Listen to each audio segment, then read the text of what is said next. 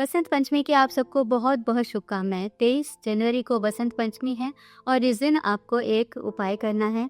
ये उपाय सबके लिए है, छोटे बच्चों के लिए भी, बड़ों के लिए भी, सबके लिए, क्योंकि सरस्वती माता का आशीर्वाद तो सबको चाहिए। सरस्वती माता हमको ज्ञान, विद्या, बुद्धि, वाणी सबका आशीर्वाद देती है। तो बच्चों के लिए और बड़ों के लिए, सबके लिए ही सरस्वती माता की पूजा और उनका आशीर्वाद अच्छा होता है। साथ ही सरस्वती की जब हम पूजा करते हैं तो राहु से हमको प्रोटेक्शन मिलता है, राहु का कंफ्यूजन हमारे पास नहीं आता। तो आपको करना क्या है, आपको नीचे स्क्रीन में एक मंत्र दिख रहा होगा, ये सरस्वती माता का बीज मंत्र है। ये बीज मंत्र आपको या तो ऐसी एक अनार की छोटी सी डंडी लीजिए, अनार के पेड़ की, या फिर एक मोर का पंख, छोटा सा मोर का पंख।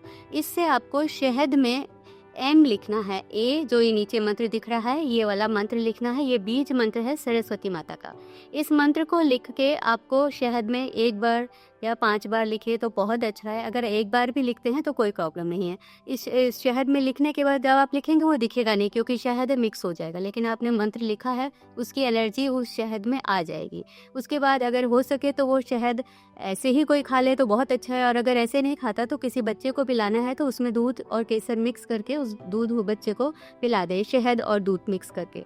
और अगर कोई बड़ा है, अगर वो लिख लेते हैं, अगर आप लिखवा सकते हैं, वो इंसान की जीभ पे किसी की जिह्वा को बाहर निकलवाएं और इस डंडी को एक पेन की तरह इस्तेमाल करें और शहद को इंक की तरह शहद में इसको डुबोएं और जिह्वा पर, जीभ के ऊपर ही यह मंत्र लिख दें, एम, सिर्फ एम, ये एक अक्षर।